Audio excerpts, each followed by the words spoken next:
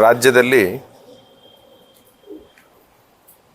ಬಸವ ಸಂಸ್ಕೃತಿ ಯಾತ್ರೆ ಅಂತಕ್ಕಂಥದ್ದು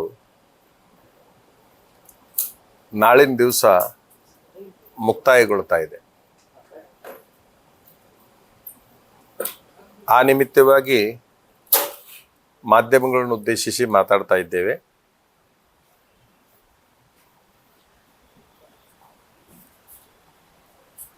ನಾಳೆ ಆ ಮುಕ್ತಾಯ ಸಮಾರಂಭದಲ್ಲಿ ಮುಖ್ಯಮಂತ್ರಿಗಳಿಗೆ ಸನ್ಮಾನವನ್ನು ಇಟ್ಟುಕೊಂಡಿದ್ದೇವೆ ಅನ್ನುವಂತಹ ಹೇಳಿಕೆಯನ್ನು ಪ್ರತಿ ಜಿಲ್ಲೆಗಳಲ್ಲಿ ಆ ಬಸವ ಸಂಸ್ಕೃತಿ ಯಾತ್ರೆಯನ್ನು ಹಮ್ಮಿಕೊಂಡಿರ್ತಕ್ಕಂಥವರು ಹೇಳ್ತಾ ಹೊರಟಿದ್ದಾರೆ. ನಾವು ಮುಖ್ಯಮಂತ್ರಿಗಳಿಗೆ ಸೂಚಿಸುವುದೇನಂತಂದರೆ,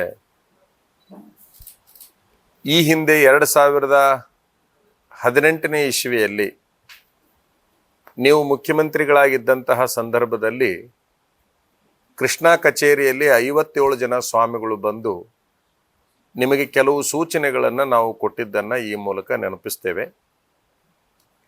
ಅವತ್ತಿನ ದಿವಸ ನಮ್ಮ ವಿಚಾರಗಳಿಗೆ ತಾವು ಸ್ಪಂದಿಸಿದ್ರಿ.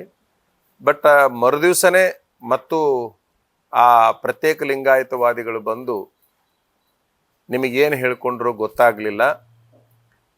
ಆದರೆ ಅದರ ಪರಿಣಾಮ ಅವತ್ತು ಕೂಡ ಮುಖ್ಯಮಂತ್ರಿಗಳು ಪ್ರತ್ಯೇಕ ಲಿಂಗಾಯತವಾದಿಗಳ ಪರವಾಗಿದ್ದರು ಅನ್ನುವಂತಹ ಒಂದು ಗಾಳಿ ಬಂದ ಪರಿಣಾಮ ಅವತ್ತಿನ ದಿವಸ ಪಕ್ಷ ಯಾವ ಸ್ಥಿತಿಗೆ ಬಂತು ಅಂತಕ್ಕಂಥದ್ದನ್ನು ಎಲ್ಲ ಪಕ್ಷದ ಮುಖಂಡರು ನೆನಪು ಮಾಡ್ಕೋಬೇಕು ಅನ್ನುವಂತಹ ಒಂದು ಸೂಚನೆಯನ್ನು ಈ ಸಂದರ್ಭದಲ್ಲಿ ಕೊಡಲಿಕ್ಕೆ ಬಯಸ್ತೇವೆ.